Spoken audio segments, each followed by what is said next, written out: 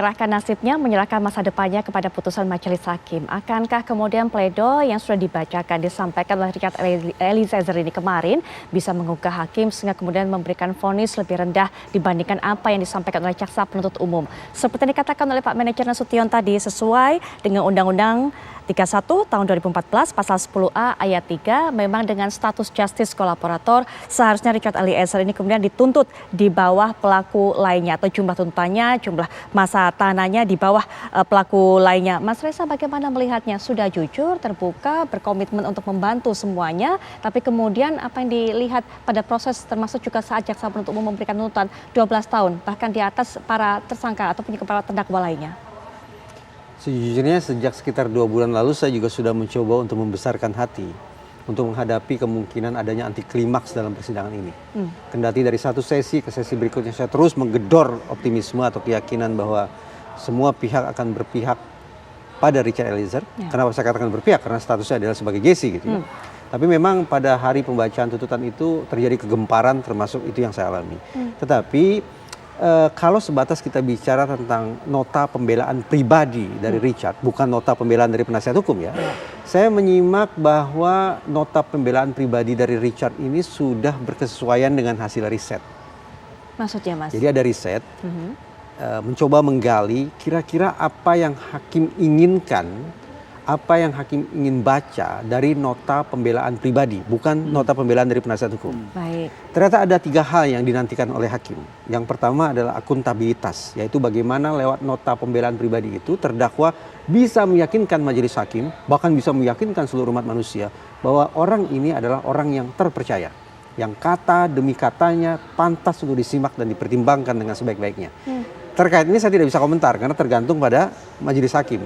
Apakah majelis hakim menganggap Richard ini sebagai orang yang akuntabel atau tidak. Tapi poin di mana kemudian Richard ini berupaya menyampaikan bahwa dia cukup akuntabel dan bisa dipercaya? Itu yang saya katakan tadi, saya tidak bisa menilai karena itu sesungguhnya kembali ke hakim. Hakimlah yang akan menilai apakah dia akuntabel atau tidak. Kalau ditanyakan ke saya apakah Richard ini akuntabel atau tidak, tentu saya akan menjawab iya, tetapi saya pikir dia lebih tepat hakim yang menilai itu. Saya bisa memberikan komentar terkait dengan kriteria 2 dan ketiga. Yang kedua yang dicari atau dinantikan oleh hakim adalah bobot pertanggungjawaban. Seberapa jauh gerangan nota pembelaan ini memuat hal ihwal terkait kesiapan terdakwa untuk bertanggung jawab. Pada konteks ini menarik. Mari kita bandingkan antara nota pembelaan Richard Eliezer dengan nota pembelaan Verdi Sambo. Apa yang saya ingat bahwa sejak alinea awal Verdi Sambo lewat nota pembelaan pribadinya justru tanda petik menantang masyarakat untuk tawuran. Karena Verdi Sambo justru mengecam masyarakat yang sudah menghakimi dia dan keluarganya, yang sudah memberikan berbagai macam sebutan hina. Jadi seolah-olah Verdi Sambo ini walaupun sudah tidak lagi anggota kepolisian, tapi mindset pejabatnya seperti masih bermain.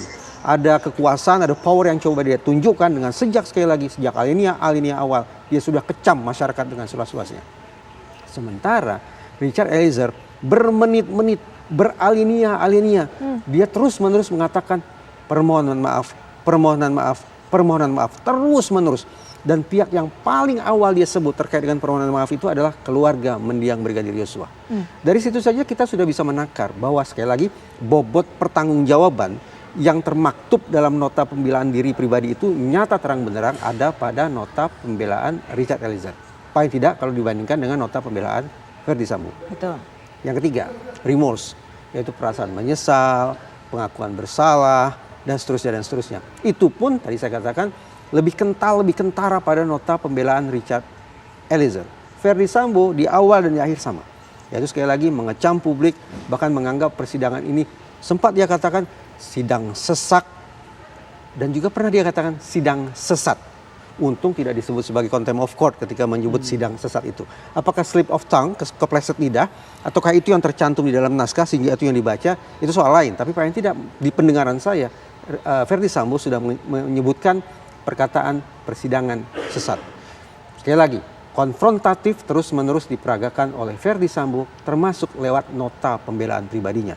Sementara nota pembelaan Richard Eliezer sungguh-sungguh menurut saya sebangun dengan status dia sebagai justice kolaborator. Baik, kita akan tunggu nanti tentunya bagaimana apakah kemudian dengan pernyataan ini sesuai dengan apa yang dikatakan oleh Mas Reza bisa menggugah hati hakim. Tapi kita akan bahas lebih lanjut lagi setelah jeda berikut ini, kami segera kembali.